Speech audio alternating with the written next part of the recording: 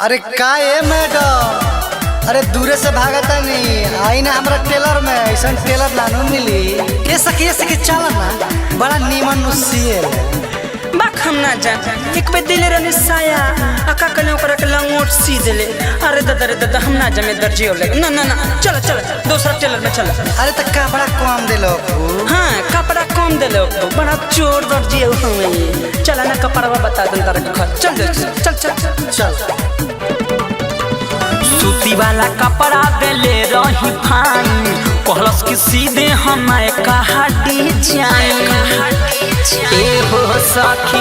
सूती वाला कपड़ा देले रही फाइन कहलस कि सीधे हमारे कहा डिजाइन नाप ले पूरा बाकी छोटा सियल बाए सखी। नाप ले पूरा बाकी छोटा सियल बाए सखी। साया के बदले मोती लगाना दर्जी दूगो लंगोट सियले बाए सखी।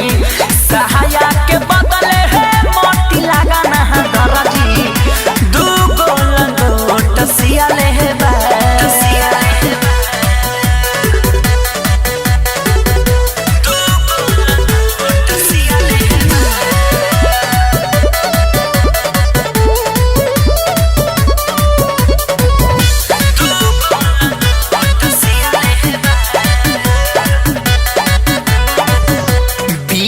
से न पलस हमारा आगा या पीछा हो हर जगह हाथ फेरलस जहाँ कैलस इच्छा हो।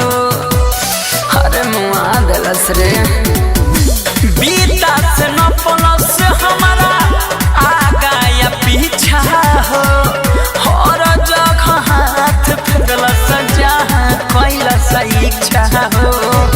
पैसा लेके कैसा पेटी कोट सियल बाए सखी।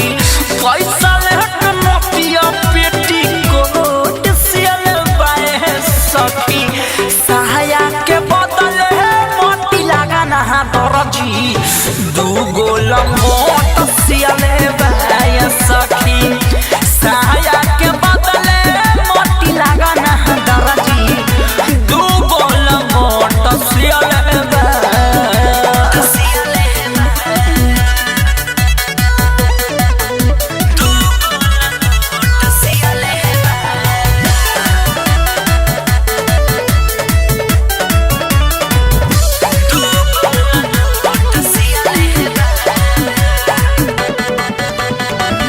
पेन्हाला पर चढ़ जाता ठेहुना के ऊपर कपड़ा चोरवले बाटे दर्जी नी पुतरा।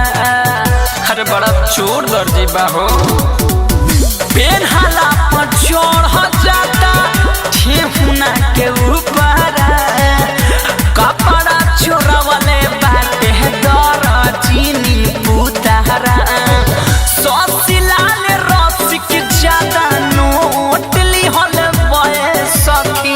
ससिलाल रसिक ज्यादा नोट लिहल बाए सखी।